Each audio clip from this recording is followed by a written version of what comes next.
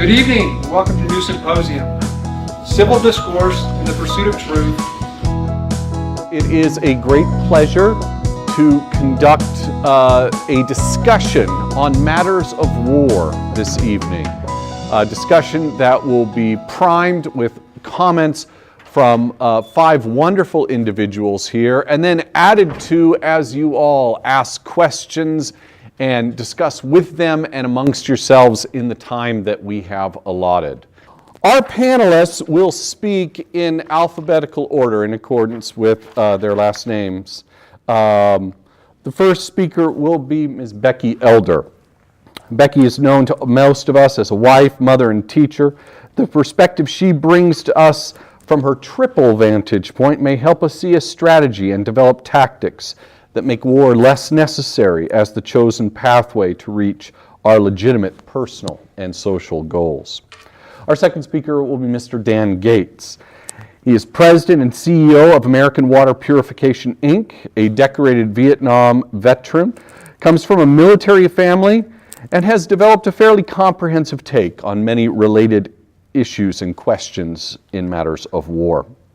Our third speaker will be Marvin Martin, a long-standing member of and contributor to the Wichita community, a man who is well known and always in demand by almost all of us for his friendly manners, his thoughtful insights, and his firm convictions.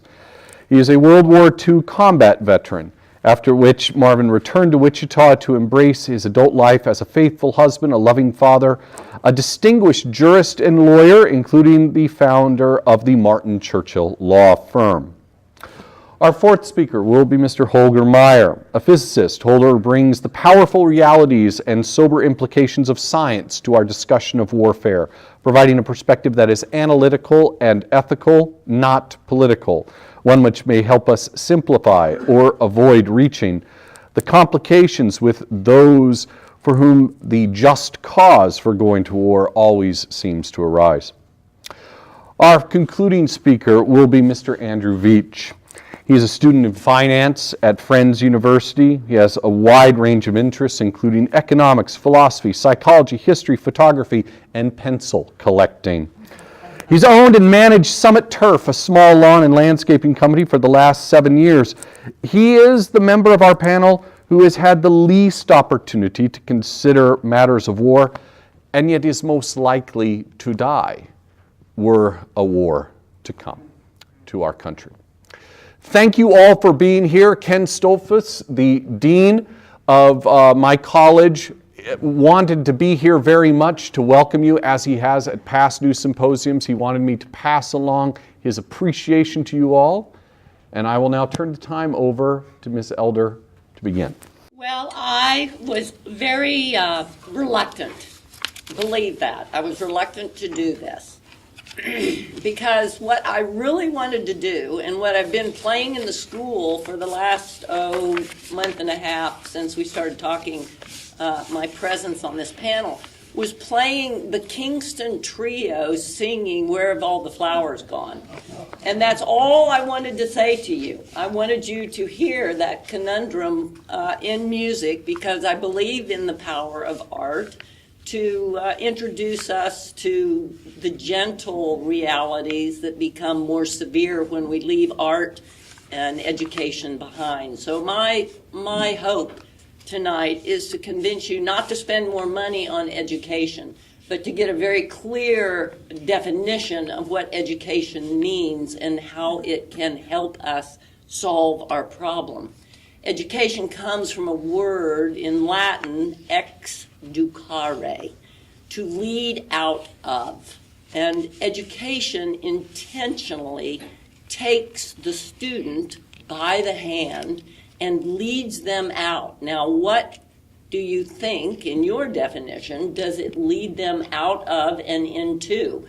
Well, since I'm the panelist and you're not, I get to define things. And it leads them out of themselves and into that great world that they are responsible to take care of. That is the basic definition of education, educare.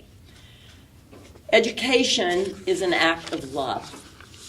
And I'm going to define that statement in 4 scenarios. I asked, again, when they told me that I couldn't play the Kingston Trio in this auditorium, I said, well, then may I create a drama? And they said, well, you're a little bit of a drama, but go ahead and let us have your idea. And I said, well, I'd like to bring 3 other people with me from my faculty at my small school down the street from Friends University. I'd like to bring my Roman Christian history teacher. I'd like to bring my literature and composition teacher, and I'd like to bring my European history teacher and have them each take 2 minutes, and then I would take 2 minutes, and we'd be done in 8 minutes. But they said, no, you're the panelist. So I'm going to carry my story. My story about education as love and education as a solution to war are these 4. First of all, we just passed St. Valentine's Day. St. Valentine's Day is all hearts and flowers and commercial propaganda, but the real St. Valentine's, many of you might know. He was a Christian martyr during the 3rd century in Rome, and he was a person very concerned with the order of things being kept according to love. And he was martyred for that. The emperor that sent him to the gallows was a man who was trying to wage war in the latter part of the Roman Empire, and he had deliberately outlawed marriage because he knew what we know, that young men and young unmarried men are much better warriors. So in a very purposeful move to enlarge the empire and to basically destabilize domestic tranquility, which is what we all live in or hope to live in, he outlawed marriage. St. Valentine went ahead and married people, and eventually he married couples, and he encouraged the marital enlightenment, the marital covenant, and he was martyred for it. That's the first story. That's Roman Christian History 101 at Northfield School. The second story comes from Shakespeare, and Shakespeare has, of course, a great repertoire of histories about war and how they are caused. And the example I wanted to bring to you this evening is from his quintessential play on war, Henry V. Henry V has probably some of the most stirring monologues that Shakespeare wrote. And one of them, you may all have read your Shakespeare, or you may have gone to the movies and seen Kenneth Branagh do the St. Crispin's speech. It is iconic, call to war. He stands there amongst his men, and he bravely encourages them, "Oh, we few, we happy few, who are here today to die on the field of honor. Everybody back in England who's in bed today and not with us today, well, they will lament the fact that they missed this war." And he goes on, and he does whip up the crowd, and they do decimate the French at the Agincourt. And later in the play, after that stirring call to violence, Shakespeare is prone to bring in the one who must suffer the violence, and the common man around the campfire at night is talking actually to the king. King Henry V puts on the garment of a commoner, and he goes amongst his men, and in that he asks the question, "What do you think of the king?" And a very simple man, in a very simple way, says, "If his cause be not just, what will he say to all those bloody arms and legs?" And there in Shakespeare is the quintessential juxtaposition of war. Someone makes it and someone suffers it. The third, and this is where I really needed Mr. Lutke, and I could only get him to talk to me for a short amount of time in the last week because he's so busy. And it was just war, St. Augustine's theory of a just war. And my distillation, because I only have a brief time left, is to tell you that St. Augustine, in his promotion of war, wrote a treatise called Just War. What is a just war? And my question to Mr. Lutke was, Mr. Lutke, when did we fight our last just war? And he said, it's hard to know. The politicizing and the industrializing of war all throughout history has made it very difficult to see a pure motive in it at all. So from a European history teacher, I am certified to say there is no just war. There is only war because it is made, war because it is suffered, war because it has become an industry in this country which is repulsive. And I say that in front of soldiers who fought wars. My last story is my own. It's my father and my mother. It's a wonderful story. I would love to bore you with it. It's all about how they met during war. And when they came home from war, a happily married couple taking on the work of a lifetime in one place, Wichita, Kansas, in Love Box Company. Isn't that great? I was a love.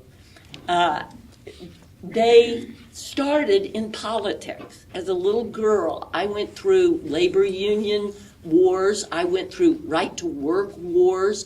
I went through the John Birch Society founding with Mr. Fred Koch, and I was accustomed to politicizing war.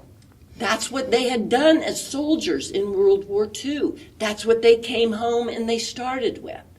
And then, by the end of his life, he had left it all behind. I gave him his boots, not in bronze, but I spent the money on pewter, and I gave him his boots, and you will forgive me, but this is a drama. He said, "Why have you given me those damn boots?" And he spent his life between politicizing and those damn boots, working at economic policy, which enlightens us to use creativity as opposed to destruction. And his quintessential quotation bumper sticker was, "When goods and services do not cross borders, soldiers will." Thank you. Very good, Becky. Very fun. Mr. Gates. Thank you. I was caught off guard myself a little bit when Bobby Love asked me to participate as a panelist. And I certainly don't claim to be an expert at war, even though I have participated in Vietnam a couple of tours back in 68, 69, 70 era.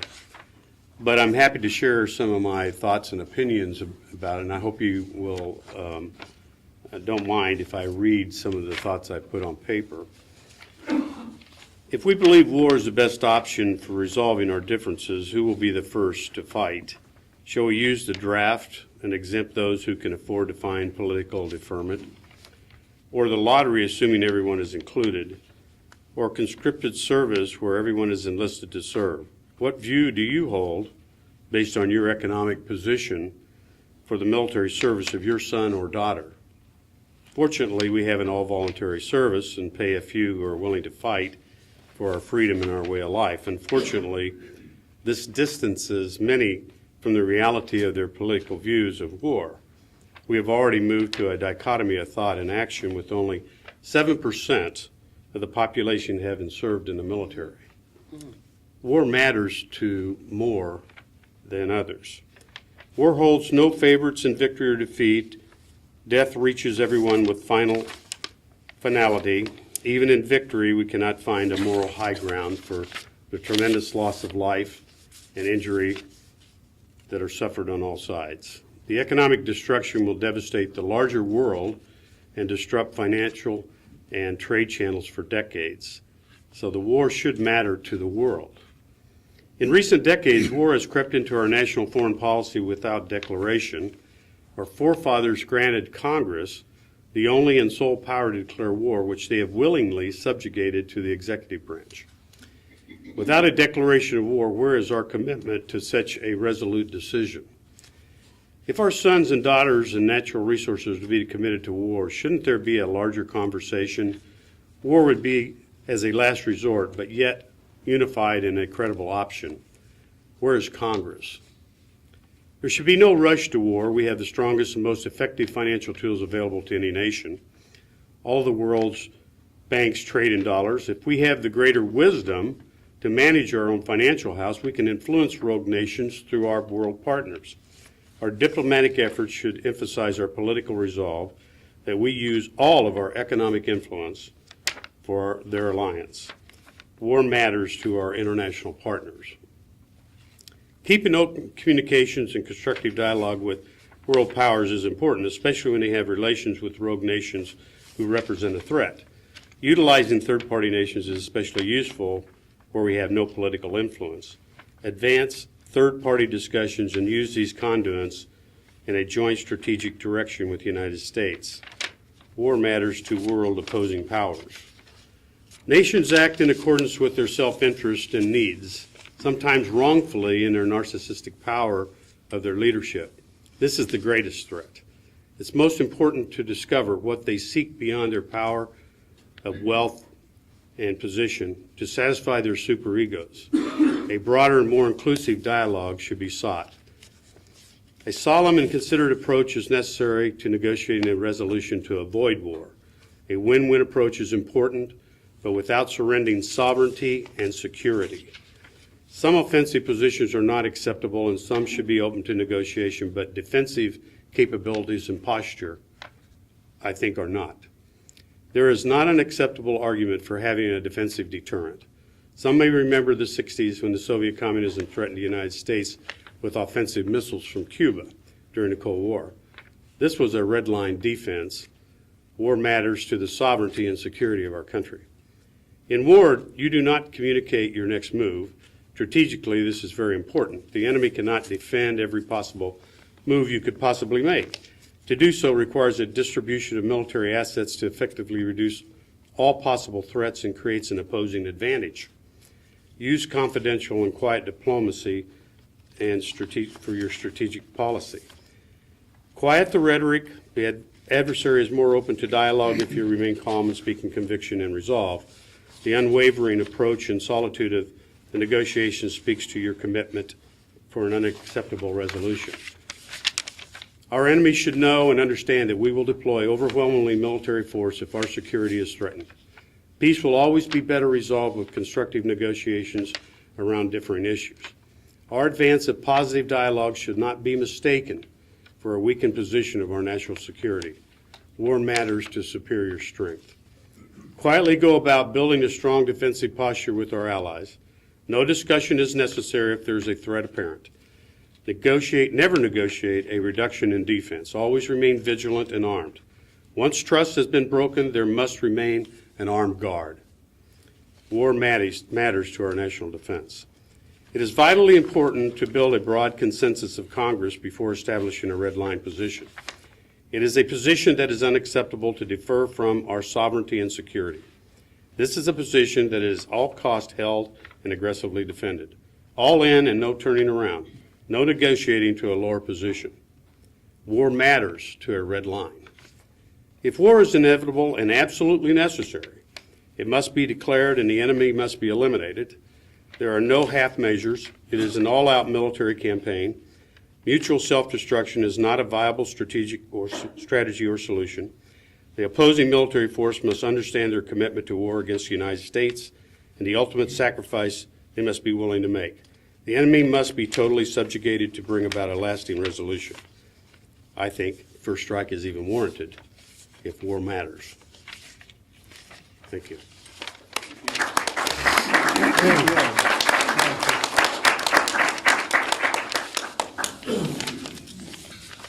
Mr. Marvin.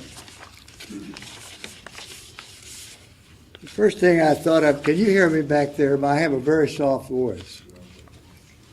First thing I thought of when I came in here is I thought the speakers were always up high and the audience was down low. It's a long way up there. When Bob first asked me if I would do this, that I would be a part of a panel, I wrote him a letter to explain where I was in life and how my perspective had changed, and I thought that would probably end the matter. And it didn't, and so here I am. I decided there was no better way for me to do this, though, than simply to read my letter to you that I wrote to Bob. And here's what I said to him. Dear Bob, it was great to hear from you. Your topic of war is, of course, interesting and also never-ending. With that in mind, let me give you some thoughts about me being a panelist. Some time ago, I heard an octogenarian describe old age as you become invisible. I mentioned this to one of my children, and they replied, no, Dad, you become irrelevant. After thinking a moment, I responded, that's a harsh word, but it's right. Not irrelevant to our family, others around us, nor to the Lord. But we're not involved as movers and shakers in what's going on now. But I continued, what's going today is increasingly irrelevant to me. I'm looking more and more at everything from an eternal perspective. As the old hymn states, the things of earth grow strangely dim in the light of his glory and grace.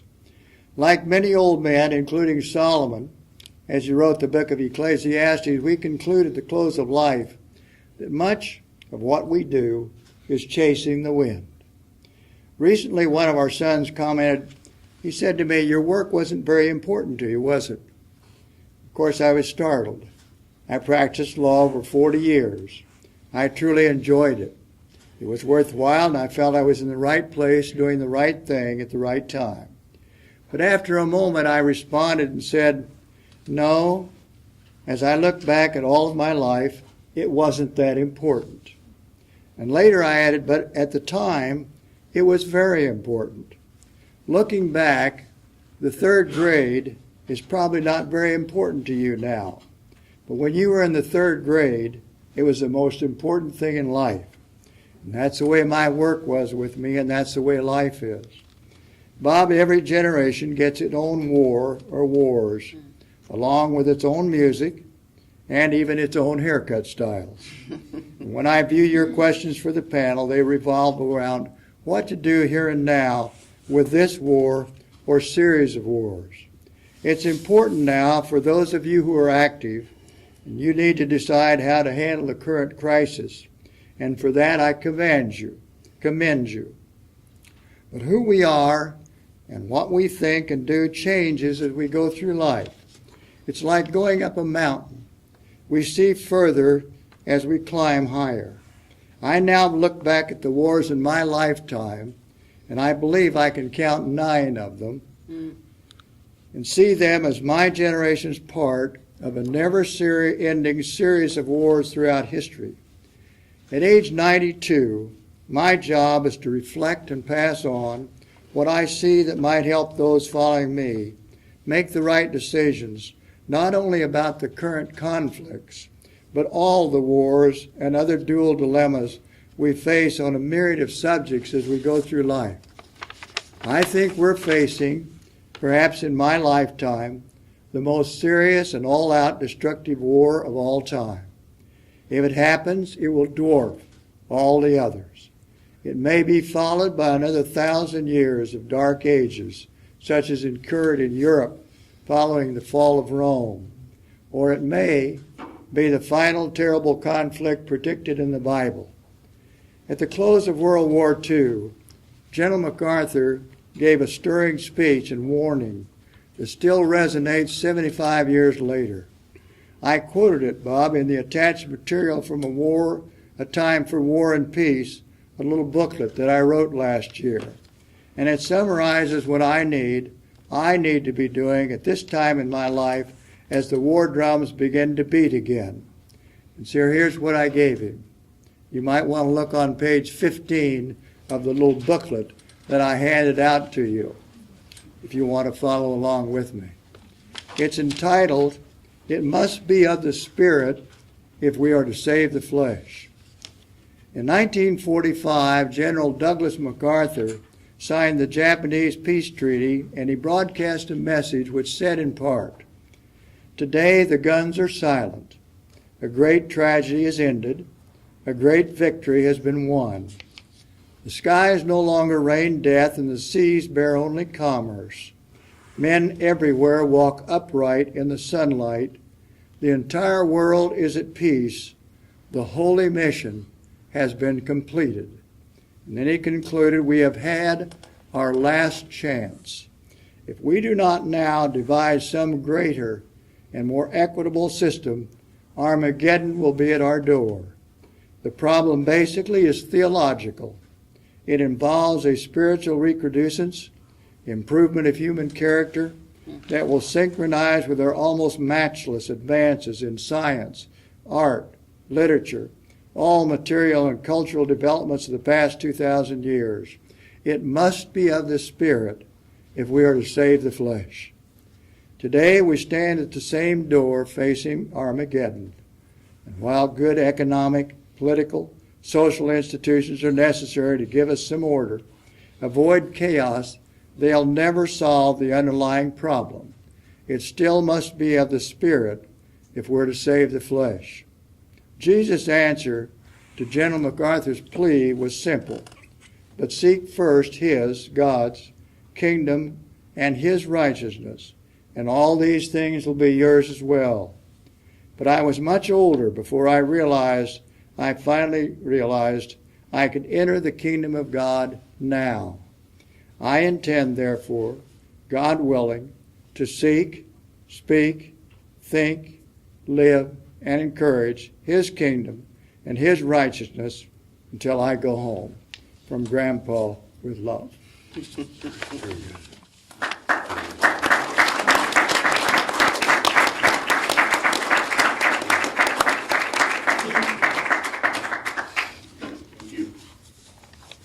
Mr. Meyer. Well, so I wonder how this panel came about, because everybody started out saying, I don't know how I ended up here, and that's the same for me, so Bob must have done a good job getting all of us together.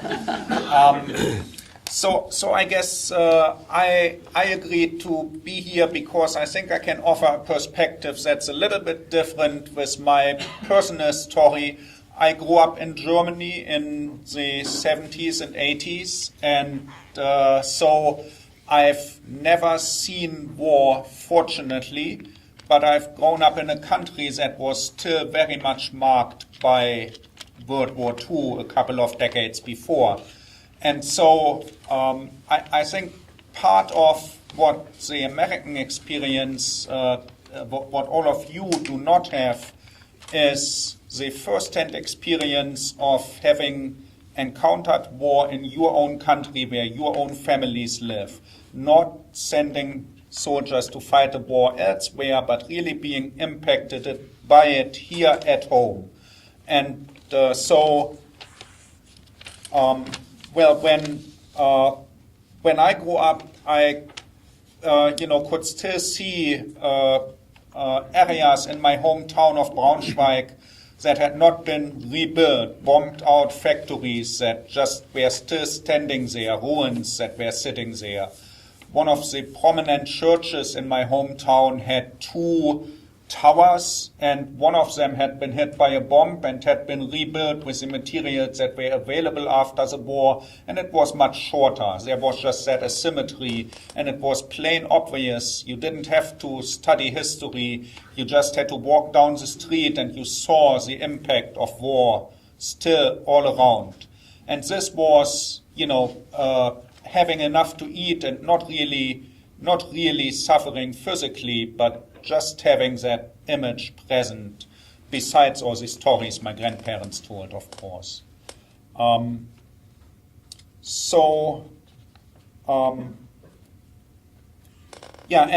of course I certainly don't want to live in a fascist dictatorship, and so I'm very grateful that the United States got involved in World War II.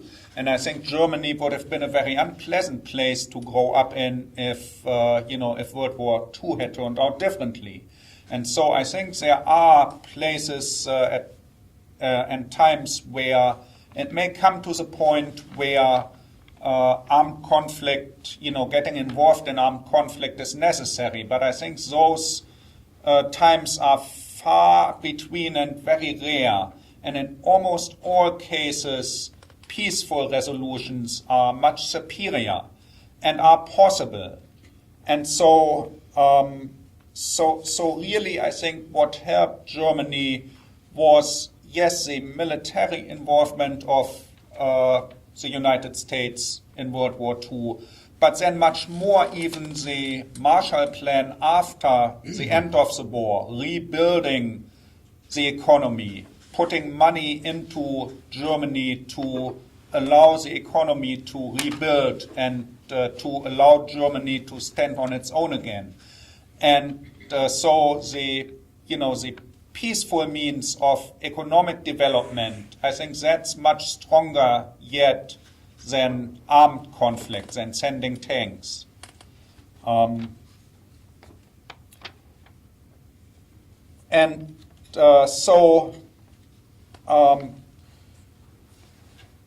We've, during World War II, nuclear weapons were developed, and so people have fought wars throughout history, of course, and some of these wars have locally changed the landscape, the surrounding nature, but none of them have, led to nuclear holocaust all around the world, nuclear winter.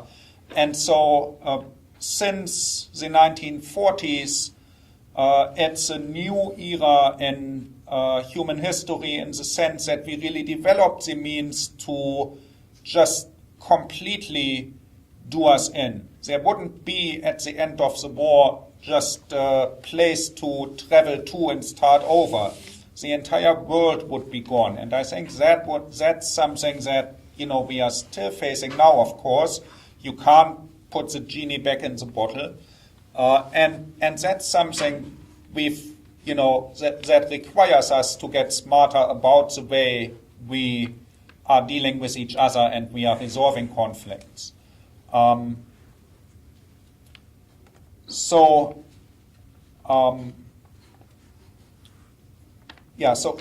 I don't know what weapons World War III will be fought with, but World War IV will be fought with sticks and stones. That's attributed to Albert Einstein and many others, right? So we just can't have another one. And so with nuclear weapons, we've just reached the ability to truly make the entire planet uninhabitable, not just parts of it.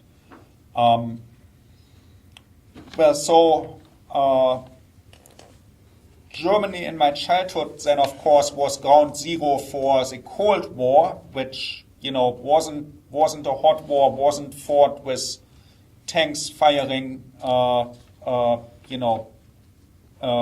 projectiles and so on, but was always looming above our heads. And so I remember discussions in social studies classes, what we would do if suddenly mushroom clouds would rise on the horizon and how we would react to that, and just the hopelessness of being trapped in this situation of really not being in charge of our own future in very important ways, because I didn't have a red button or the ability to take somebody else's hand off any red buttons, and so I was just on the receiving end of this, and it's a very scary experience. So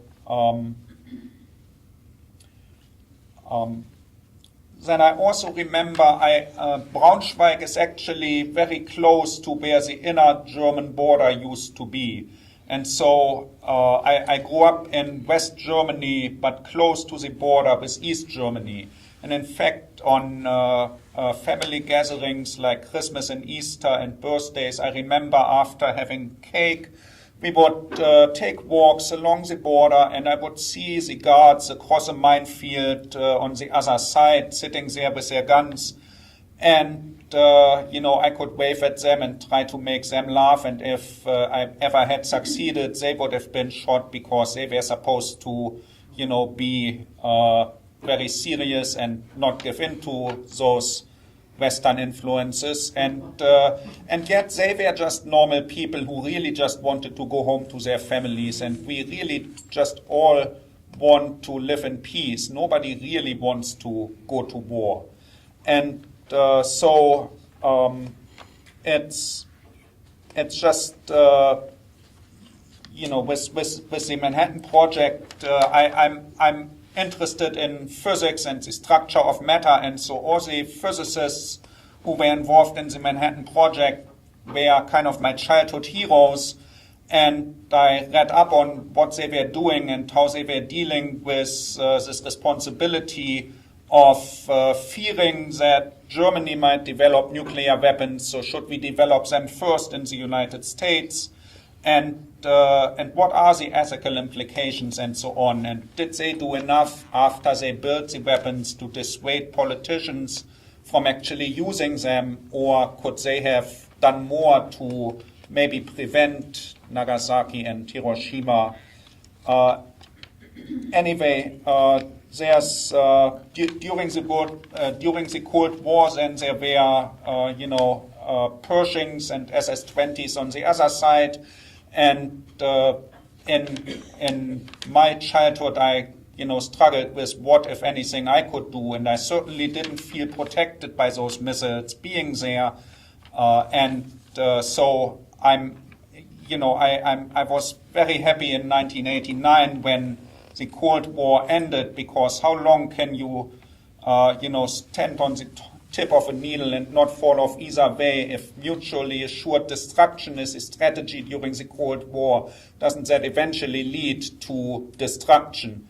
And so, after the end of the Cold War, there were many conflicts, armed conflicts, and calls for Germany to get involved in, and don't we have responsibility and the ability to interfere. But I think there's better ways we can resolve conflicts peacefully. The heroes I think about, who do I look up to? Those are Mahatma Gandhi and Martin Luther King. There's Sun Tzu, the author of The Art of War. We know his name from history, but he didn't have nearly as good an impact on my life as General Tso with his chicken recipe. So that's I guess where I have to end. So cooperation is superior to military conflict, always.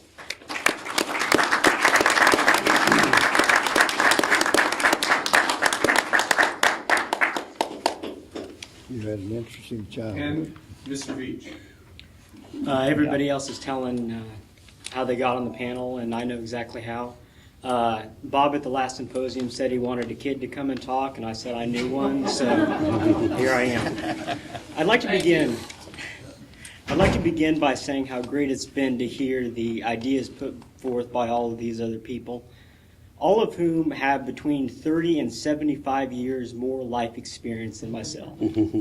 A couple of them would have been fighting their own wars at exactly my age, which is something that, thank God, I've not had to deal with yet. In preparation for tonight, I focused on one question, and it's one that focuses on a different angle than the rest of the panelists. The question is, what is the responsibility of the individual regarding war? That question has a pretty large assumption to it. The assumption being that there is a point at which the individual is responsible to conduct himself in a warlike manner. It would seem to me that the minimum responsibility of the individual is in protection of his family and himself. Now, a lot of people argue that war is a completely different issue than self-defense. And it's a valid argument. You could say, especially in the way that it incarnates itself in our modern society, that it hasn't a thing to do with self-defense. But my argument is that war, when it is sufficiently just, is just self-defense on a grand and destructive scale. The question then is, how do you determine the boundaries of individual responsibility?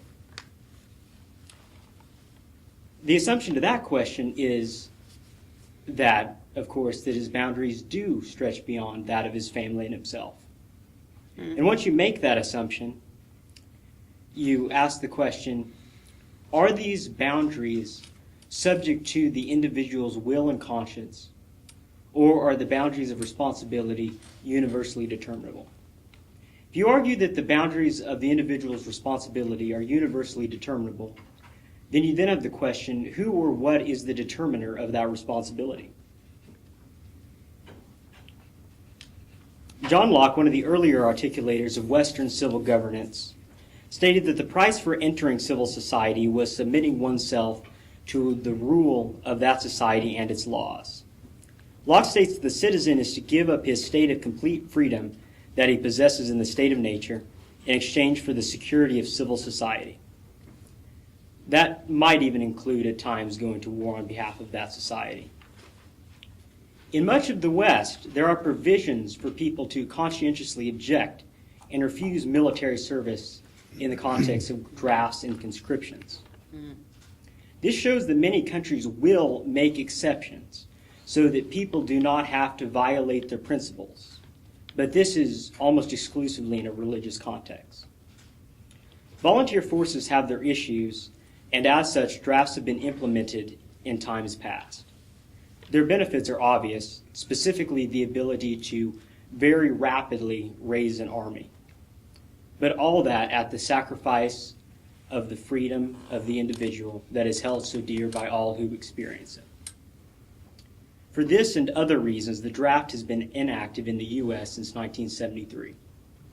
The other primary reason being purely practical, that people tend to do a better job of a thing that they choose to do. In war, ought people sacrifice their principles for the greater good? I would assert a resounding no. This is also what the Nuremberg trials asserted, that there were some actions that simply could not be rightly taken for any reason. That even in wartime, people are still held to standards. What if people held themselves to the standards of their own principles? People doing that which they know to be wrong accounts for the vast majority of issues in the world. This issue is a major cause of many of the atrocities that we've had the misfortune of seeing in the last 100 years. Even in the conducting of war, which in all cases isn't necessarily wrong.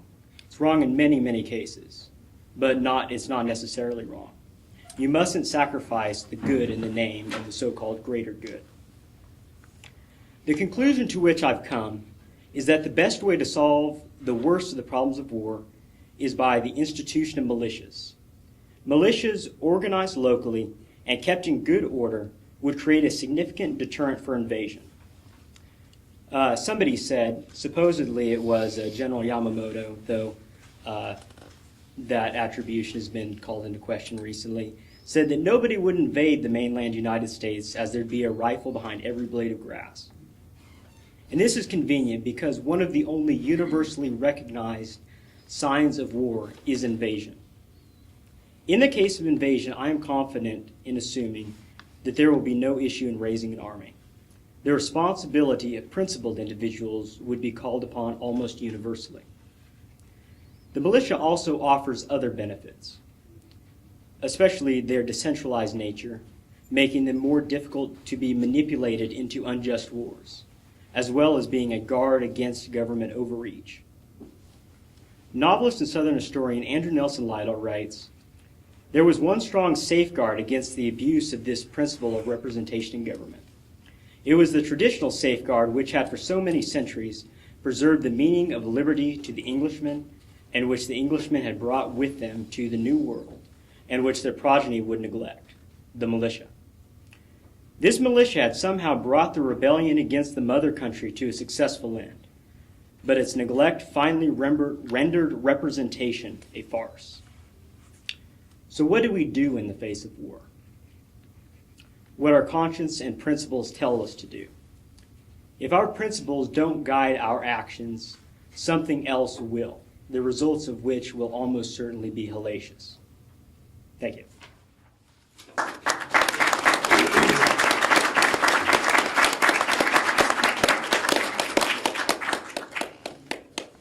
My thanks to all of the presenters.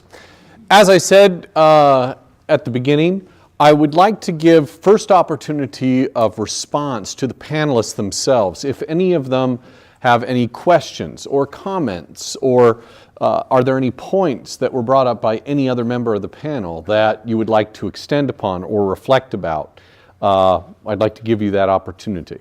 If none of you jump at things, I'm sure there are people out here who have some things they'd like to jump at. Why am I not at all surprised, Becky? I love that Marvin Martin wants to leave it up to God and go with God, basically. And I love it that Andrew Veatch wants to leave it up to men, and the individual. I think that it is very powerful to live in that tension. I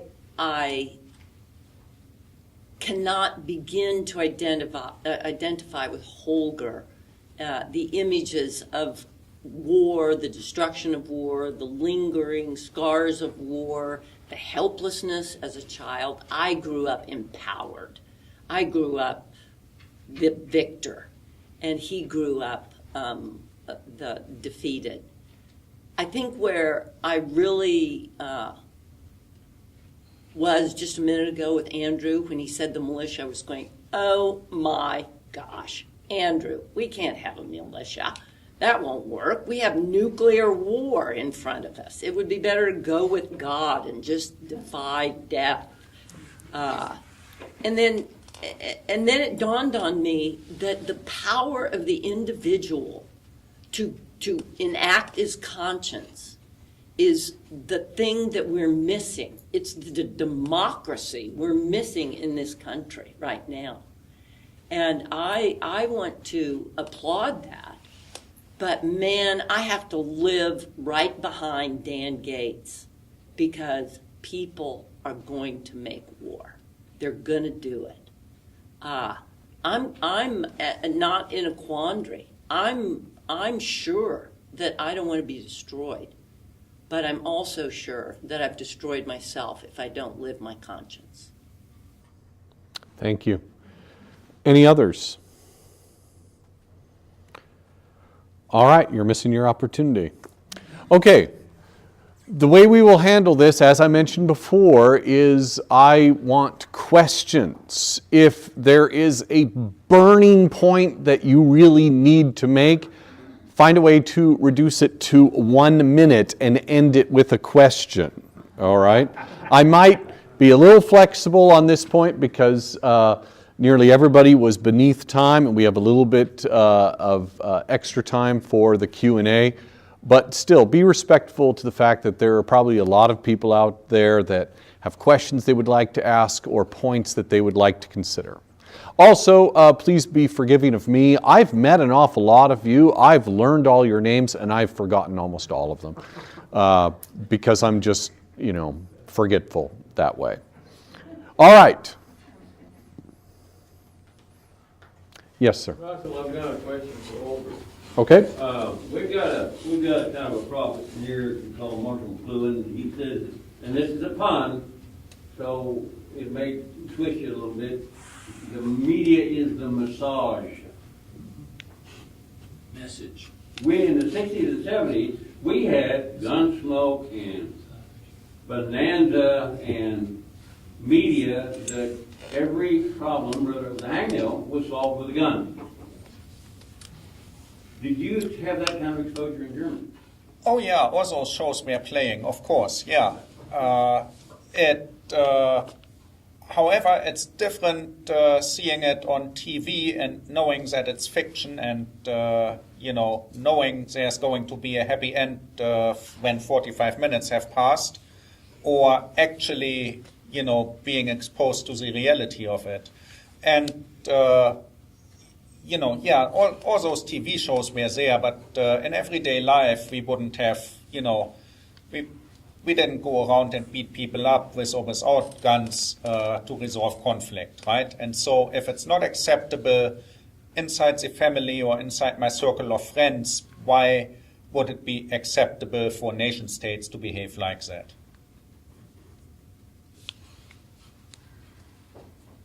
Yes. And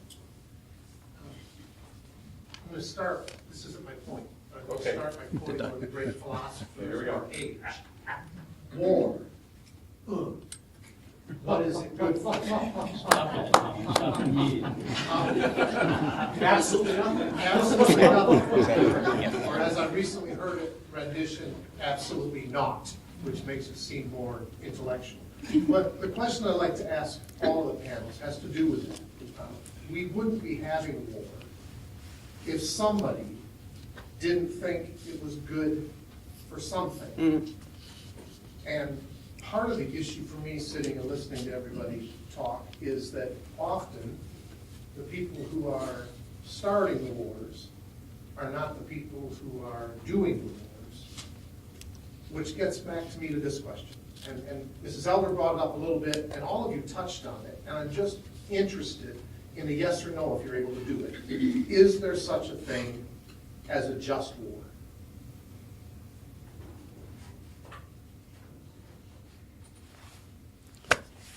Well, in my mind, if your sovereignty and security are threatened with some offensive action by another foreign power, I don't know why you would question the right authority to not act against it. I think that's where I'm at with it. Do everything to avoid it. Absolutely everything. Pull out all the stops. I mean, get the leaders together, get everybody, get as much consensus as you can, but if you cannot stop it and somebody insists on violating your sovereignty and security as a nation and threatens your livelihood as a country and our democracy, I think you're justified in defending yourself. My personal take. I think the more interesting question is not if self-defense is allowed. I think there we can probably find consensus that, well, you can defend yourself if another army invades. But the other army invading, is that army justified? And in my mind, I don't see how it ever would be.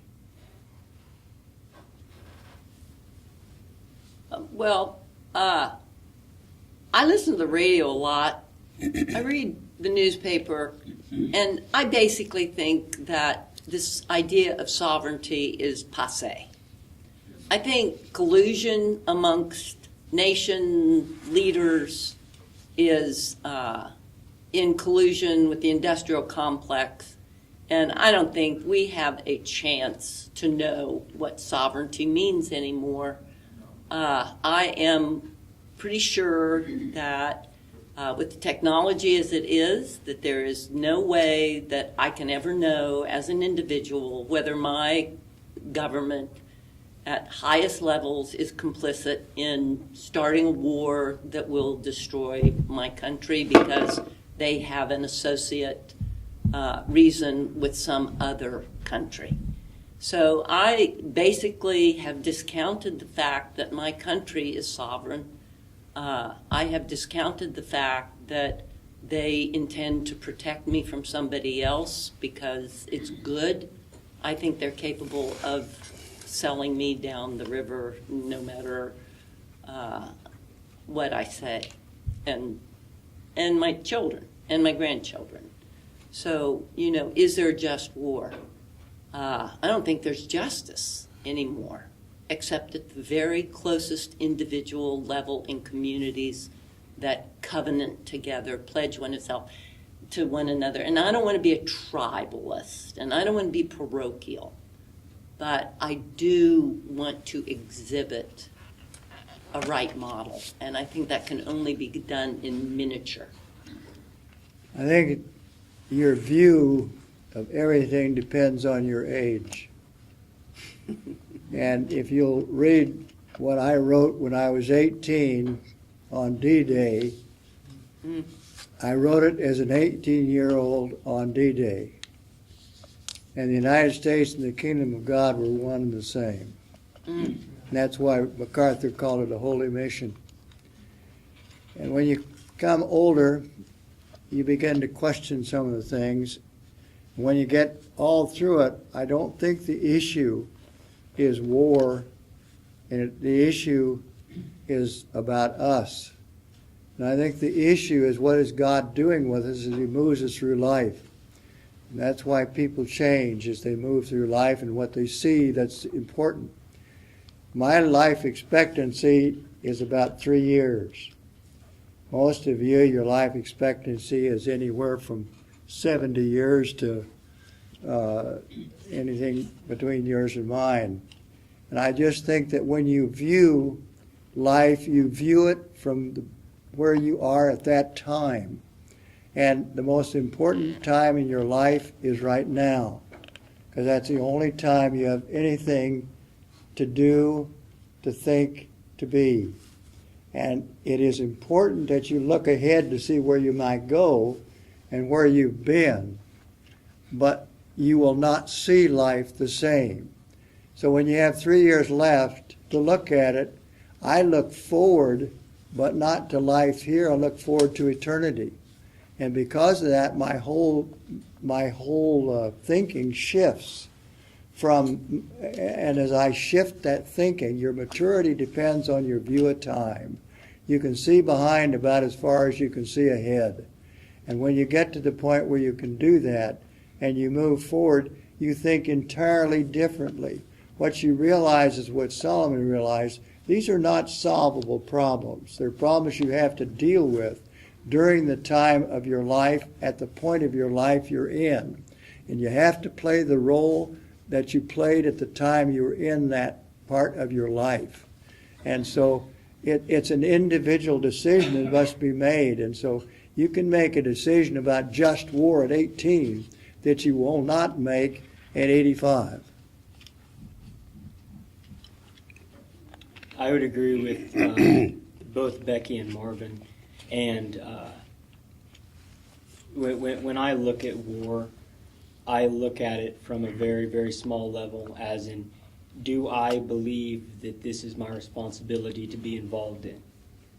And only at that point would I believe that the war would be just, as if my responsibility has been called upon by my own definition, not by, a draft or whatever. It would be if my own personal convictions and responsibilities were called upon, and I believe that I'm and everybody is called to act as their conscience directs them and their beliefs direct them. And so that would be the way I would answer that. Get back. There's a really influential book called Better Angels of Our Nature by Steven Pinker. He goes into quite a lot of detail explaining why he would argue that we're in the most peaceful time in human history. There hasn't been a major war between powers since, for 50 years or whatever it is. And he goes in incredible detail, giving massive amount of statistics. Have any of you read this book or are familiar with it? And if so, does it give you any hope or anything? It seems like often we're quite negative, and Pinker kind of tries to say, hey, humans have been fighting forever, and we're actually fighting less than we used to. That's because we have bigger guns. The Colt 45 emerged, and it was called the Peacemaker, because if everybody had one, nobody would use one. And that's where we are right now. And I think that's the basis of that book. I heard a couple, I haven't read it, but I heard a couple interviews on it. And I do think that our drive for money is much greater than honor or integrity. And we are willing to drop our sovereignties. We're willing to drop everything for a profit. So, yeah, peace, I don't think so. Profit motive, yeah. I think that may be where we are, and it's going to erode human character. I think it depends. So I've not read the book, but I've heard some of these ideas. Also, in general, there's reason to be optimistic. Things are better than we perceive them. I think you can look at it and say, well, although the United States has been at war pretty much continuously, If you look the world over and you color in the areas where armed conflict is happening in red and everything else in green, you see a lot more green than red. So yes, in some sense, we are more peaceful than at many other times. But then there's other forms of, non-armed war, inequality, basically economic wars, and so I think you can look at it from both sides, and it's nice to realize that there's reason for hope, but we should certainly not take that as an excuse to become inactive against the injustice that is left. Any other comments to that question? Just war is much more sophisticated. I think that's what Holger's saying. Our weapons are just very different. Yes. So I think we're already starting to see the world changing into there's less of the kind of war of two people staring at each other and firing weapons, and more war that's being fought behind computer screens, whether that be flying drones or even cyber warfare, economic warfare, information warfare. Which means that I think the wars of the future, the people that wage the war are going to have a lot less risk involved.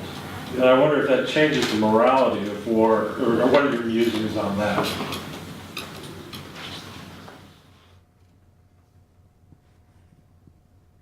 Anyone want to pick up on that? I could call on someone. You're smiling at me, Mr. Gates. That was a mistake. No, I think tell all my students. No, I think he's right. I think, if you don't have to face the armed combatant, it's much easier to do on a video game, and it's less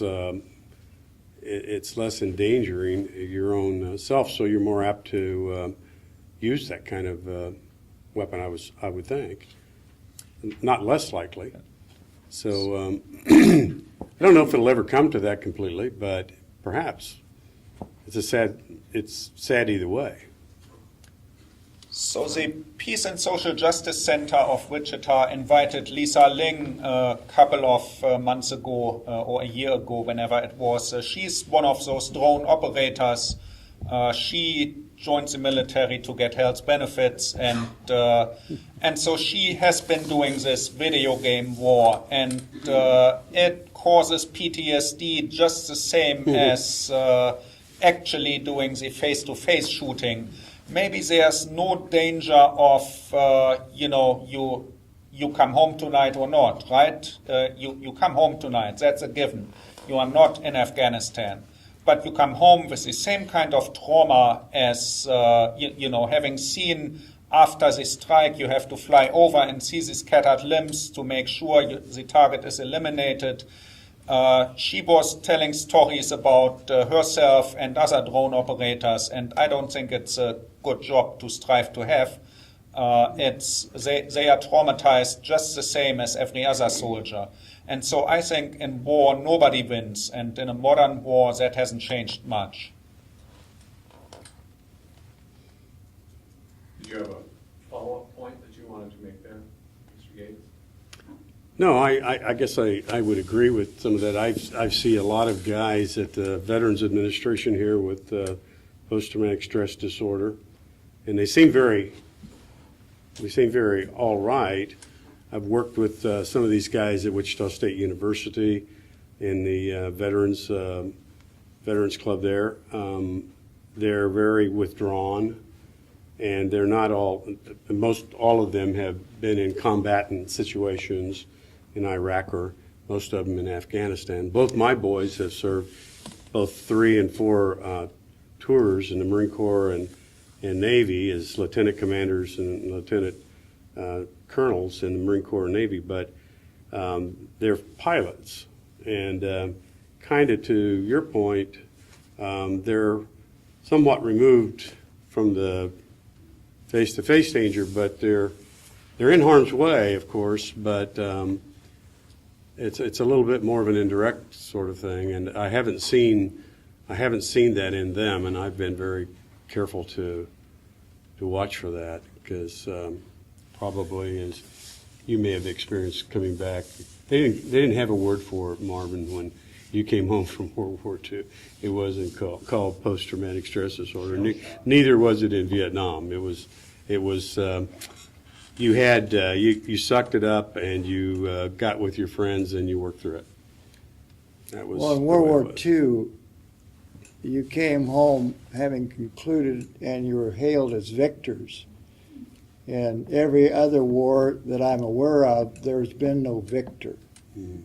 And so there's a great deal of frustration.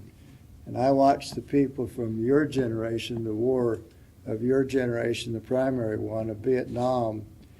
And there's a great difference between dropping a bomb from 20,000 feet and not seeing what it did and looking somebody in the eye and shooting him. And the drone situation, I think they know what they're watching and they are able to see. We couldn't see anything. We had no idea what we'd done until I walked through like the streets of Manila and saw what it was doing. But we didn't have a sense, it was surreal.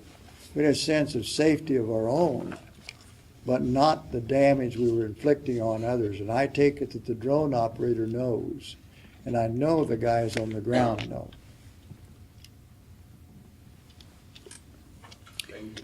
Just one more thought that has to do, it's kind of hard for me to pull it tightly together right now, but when those guys came home to the GI Bill and they went to school, and Holger just said this to me before we started, they took their money. Friends University, and I'll just be very personal. Friends University was the premier university in Wichita, Kansas, because they were a Christian liberal arts college. When they came home from World War II with their money in the GI Bill, they went to Wichita University at that time, and it became Wichita State University, and it began to monopolize the landscape in education, and that happened over and over, where soldiers could spend their monies in state colleges but not in liberal arts Christian private colleges. And there was an exclusion at that point of the heart, of the mind, body, and spirit being integrated through education. And we began to throw all of our effort towards professional development, towards economic development, towards domination of world markets. And I would just like to respond by saying that I think the individual is subject to all kinds of pressures, personal, visible, invisible. But if we want to make a big stab at changing the trajectory of the money spent or the race towards war and the effects on the individual, my original thesis was education is love. Loving more people in more places.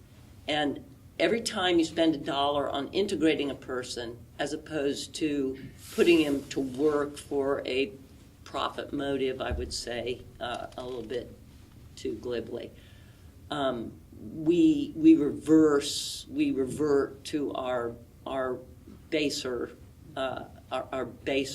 characters. And I just would like to throw the whole conversation. None of us want war.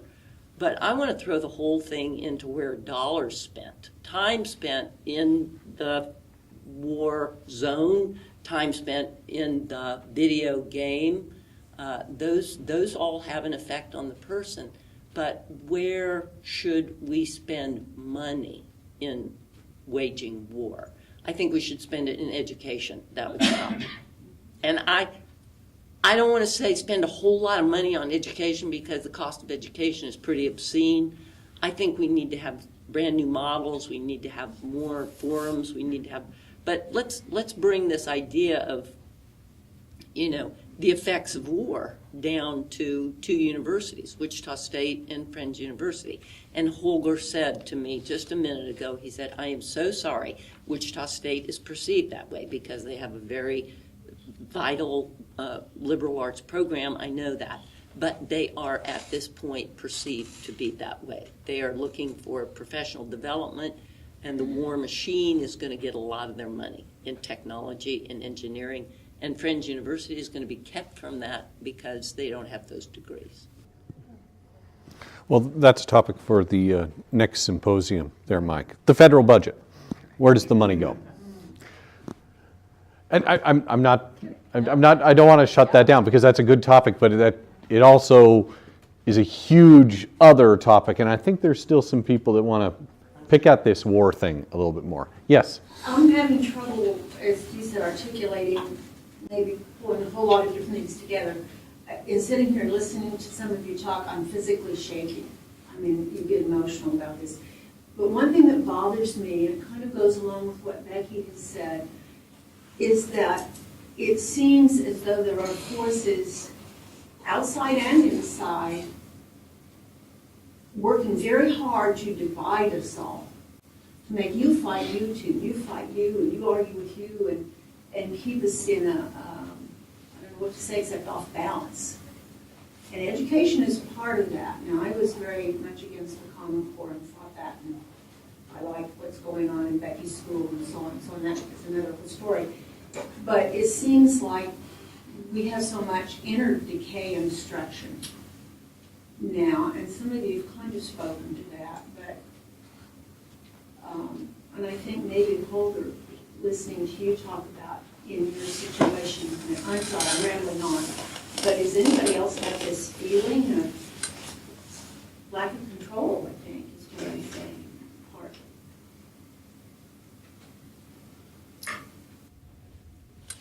So I think Becky was kind of saying it when she said she doesn't trust that the government is looking out for its own citizens. That kind of as a lack of control as well, right?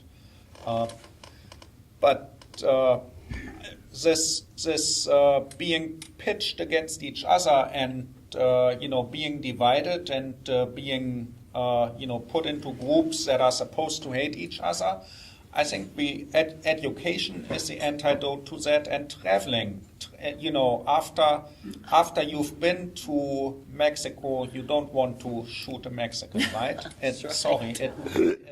Right? And then go to South America and Europe and Asia. So, just realize that they are just the same people. We can get along. We can benefit from cultural exchange rather than. I was thinking more of the internal blacks against whites, olds against young, the abortionists against the non-abortionists, so many internal groups that seem to be established in marching in the streets and hating each other, and instead of sitting down the way we are tonight and looking at the problem. We should give ourselves a round of applause for being here. Well, let's wait until the end. We'll do that round of applause in about 20 minutes or so. But I mean, this is good. The idea that war is simply a parallel, an analog to divisions that exist within our own societies, that exist within our own hearts. I mean, this is as old as Scripture. This is as old as any folk song that you can imagine. People have written on this subject for centuries, this idea that when countries or tribes or groups go to war with each other, they're just replicating on an ever larger scale divisions that extend beyond any particular circumstance that is being fought over. I'm the moderator. I'm not supposed to talk. Sorry. Let's see. Chris, in back. You were raising your hand earlier. Yeah. No, thank you all very much. And I really appreciate hearing the different perspectives from different generations talking about the different wars that we've participated in. And that really made me think hearing the gentleman of my cohort, Mr. Veatch, thinking about the kind of, with each successive generation, with each generation's experience with war, it seems that we have a diminishing consensus in what is a just war. I think about the discussion right now of Russian active measures, for example, that have purportedly happened in the United States. Immediately the response is, well, the United States does that all the time. We've meddled in democracies. Who are we to... The conversation is no longer one side is right, one side is the other. It's constantly become a circumstance where both sides do it. There is no morality. There is no right side of this. And that presents, I think, a concern moving forward, because we do have wars that we are still participating in this country that we do not discuss. We do have information wars that go on right now. I think that speaks to the constant sense of unease that we are all feeling. We are at war in our minds in some way. Against whom, I'm not certain. My question is, who is the determiner of just war at this point? That's the concern of me. Who is the arbiter of those things? I don't know the answer to that. Well, some of it is pretty obvious. I mean, when people fly airplanes into the World Trade Towers, I don't think it takes a lot of discussion to figure out we're going to have to stop that kind of radical Islamic terrorism in this country, because they have one goal in mind, and that's to destroy everybody that doesn't think along their ideological lines. Now, you can sit down and talk all day. You might be able to convince somebody about a political difference, because we can all have some pretty common discussion about, is democracy better than communism, better than a dictatorship? But when you want to sit down and talk about ideological things, religious ideological things, it's a much more difficult task, especially when they're ingrained that they're going to destroy you. Now, we can all sit back and say, well, we wish it wasn't that way. Or we can get up and go try and do something about it. And, you know, I'm a person of prayer too. And I wish everybody was a person of great prayer and strength. But it only goes to a certain degree, and at some point, you've got to stand up and fight for yourself if you're going to be destroyed, or somebody is out to destroy you, or we're not going to be able to sit down here and have a meeting like this. You know, that's the bottom line. How much of our civil society are we going to allow to be destroyed by some foreign entity? You know, it's going back to our country has been attacked by foreign countries, and we don't have to look much further than Hawaii. Oh, of course. Yeah, of course, you know, or we don't have to look much further than the World Trade Towers and other things that are going on in this country. So I guess I mean, I'm praying about it too, but at some point you got to get up and do something about it. John, is one world government the solution? I don't think so. I don't think so. Where do you think we're headed?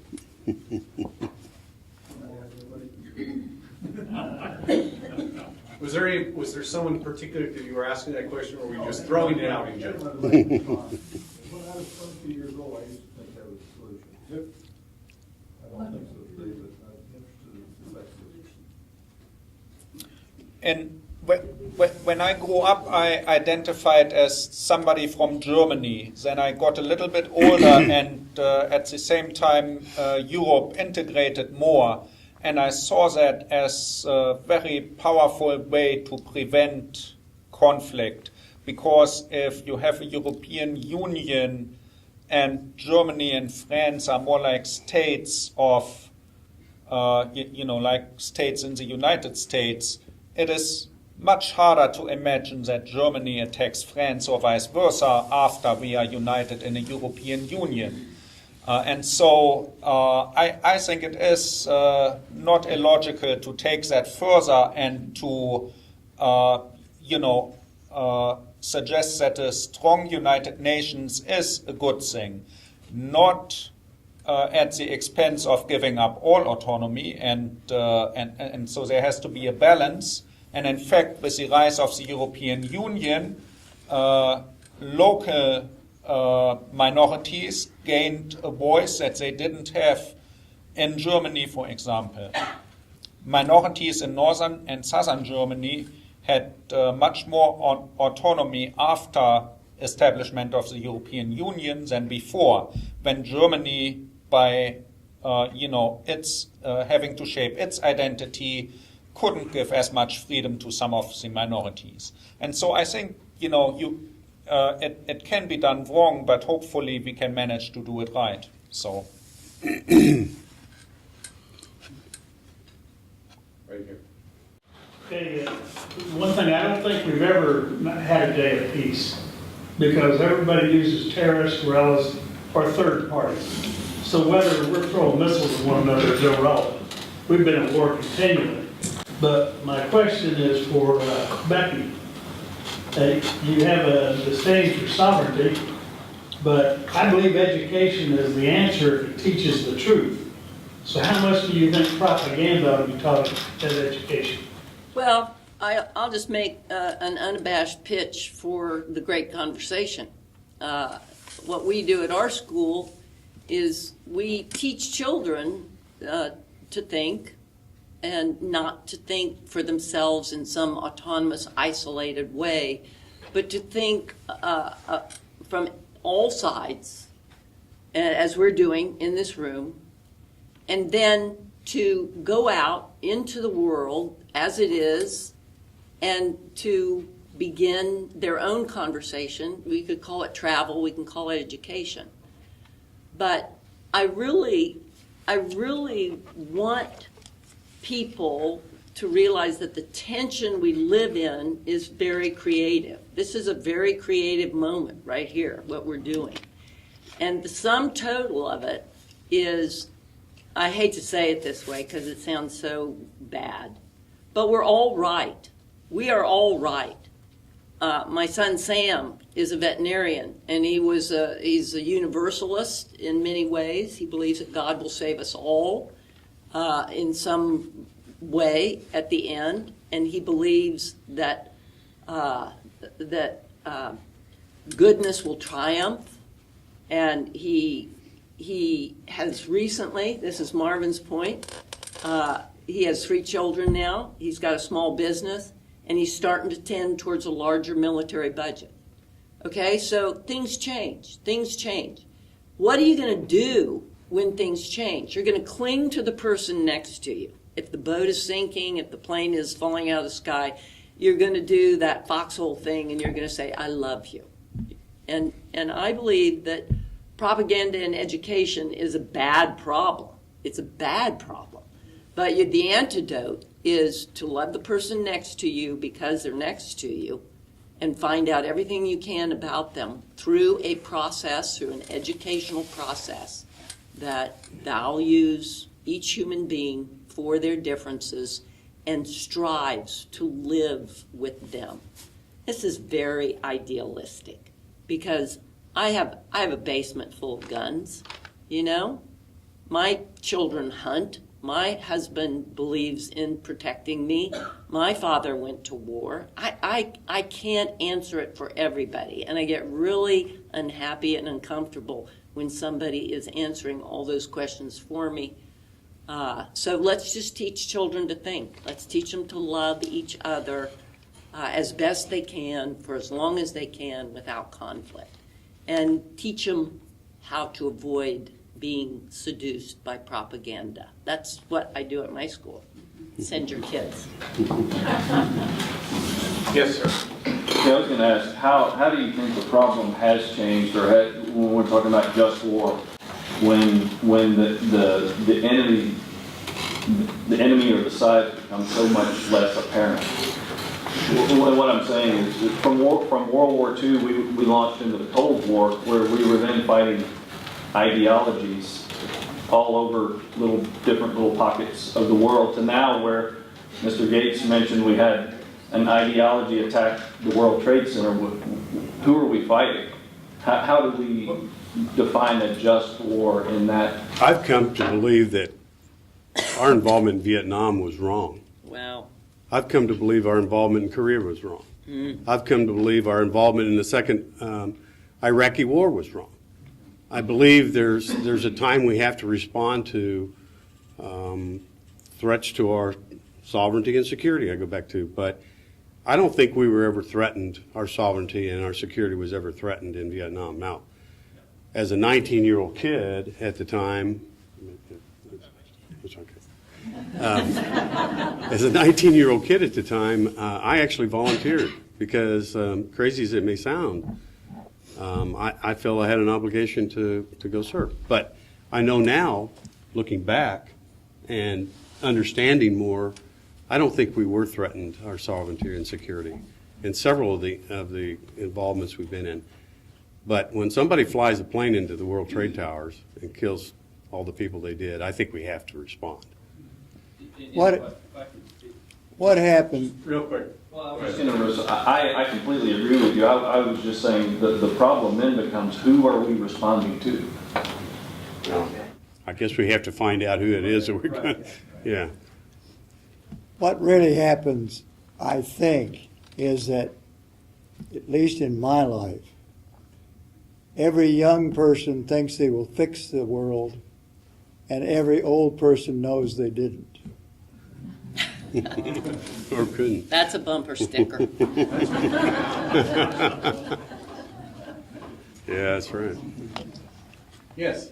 So I worked out with a guy this week. He said exactly the opposite of what you just said in terms of Vietnam and North Korea.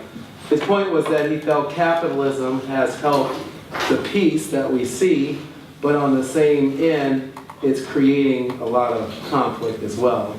So is there academic thought as to how to bring those two spectrums together?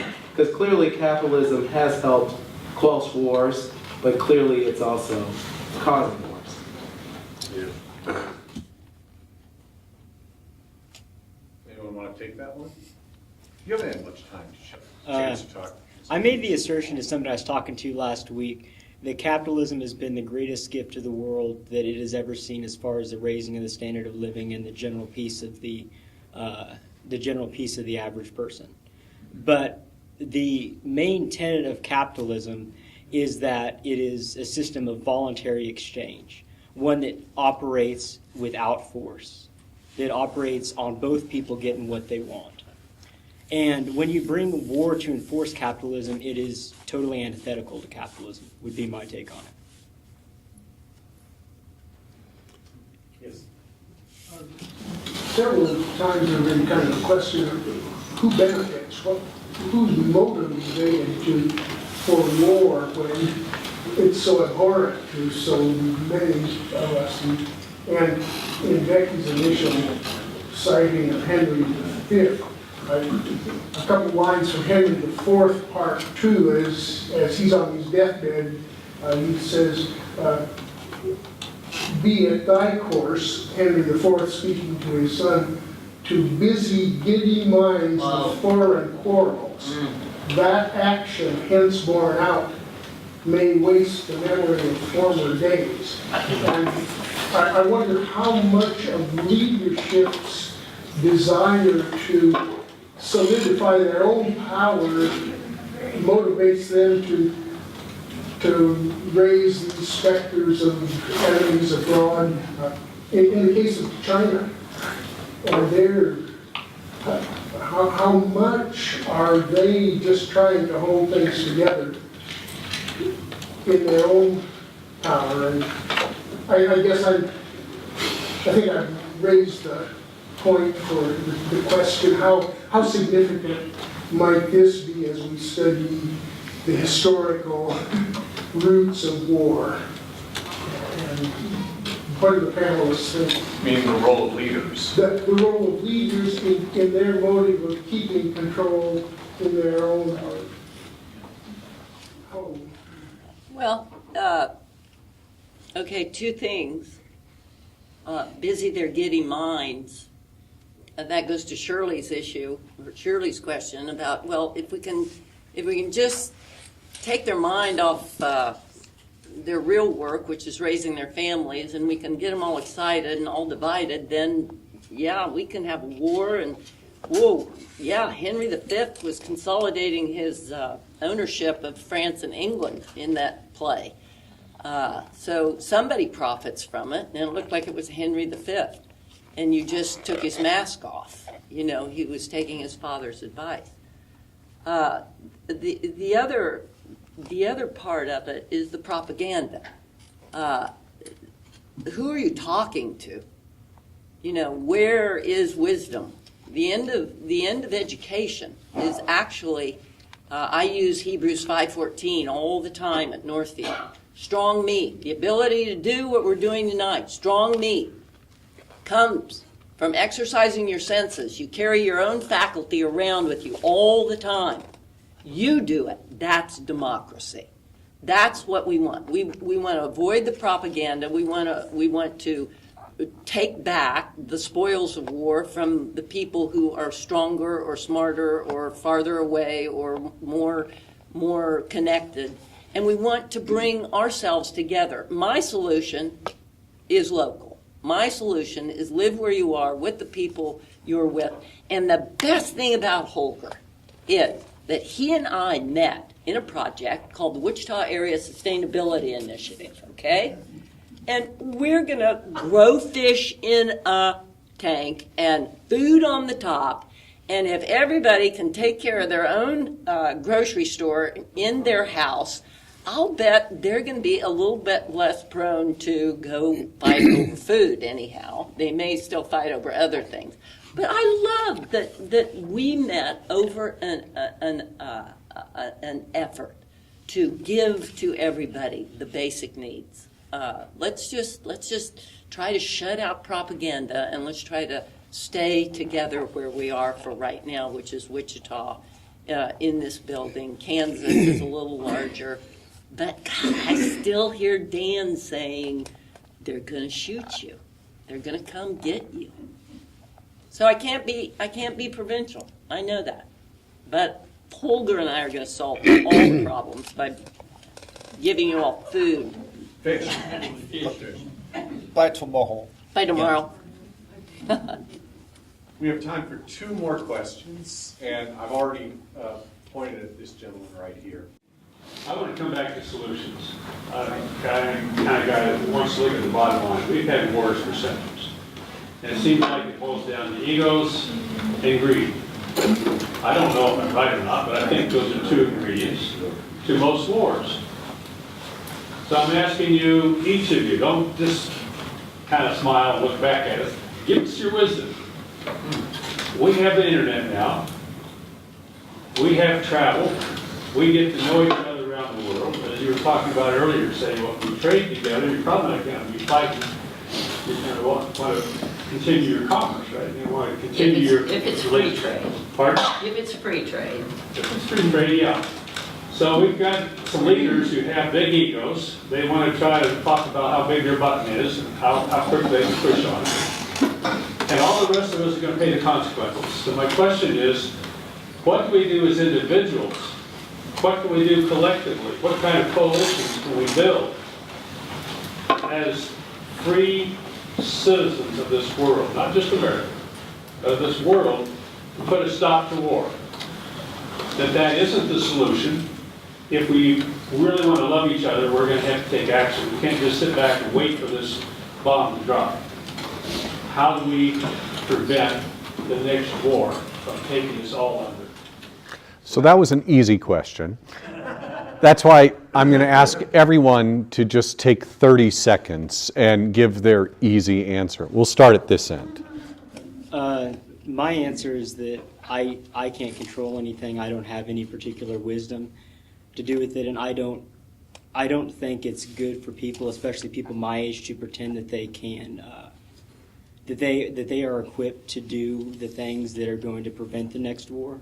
I think what they need to do, and what I try to do, is to become competent so that when it is their time to go and take care of them, they will be equipped to do so. That would be my answer. I would say elect better leadership around the world. And I think I disagree with you because I think you guys are going to have to lead it. So I think when it's our time. The younger, well, but I mean, there's, and not everybody might not agree with this, but there's a ballot box. So exercise your liberty to vote better leaders in. I think God gives us institutions, 4 of them, He gives you the family, the church, workplace, and government. And he gives you those four institutions to keep us from killing each other. They don't solve the problems, but they are a container to create order. And unity and uniformity are totally different. And if you have uniformity, it's one form, and you will have peace. If you have unity, it is not done because of a mandate. It's come because of voluntarism. And the only way you'll have unity is by love. And the Bible never preaches uniformity. The word doesn't appear. The word unity is throughout the Bible. And the question of unity can only be done by love. And Jesus did not win any wars, and yet he is winning the war of all time. So there will always be egos and leaders who want to send people to fight wars, but I think it's much harder to do that when people are in a peaceful, secure situation, and it's much easier to instigate people to fight wars when there's injustice at home. So social justice of all kinds, fight to expand Medicare and give everybody health care access, so people don't get into a desperate situation where they feel like I might as well fight a war because I have nothing got to lose. Just one example of many social justice issues, and the ballot box as well. 30 seconds. I'm going to stick on education is love. I'm going to encourage with my energy the coming together of people at a table to talk to one another. Here at Friends University, at Northfield School in Wichita, Kansas, we want more people in this place doing this thing over time in Wichita, and let's just stay right where our feet are planted in town, and then we will radiate. We will radiate out. We'll be model. We'll be exemplary. And now I'm going to go with Holger, and we will solve the problem of food tomorrow. Can we say one thing? I just want to thank you. I had no understanding of what this was at all, and I want to say how much I have learned and how much I appreciate the opportunity to be here. It was a very good evening, very interesting. Well, let's let Mike, who is the real animating spirit behind the new symposium, to have a final word here. I'll just take 2 minutes. I continue to admire those who submit to complicated questions without advanced preparation. Have a good international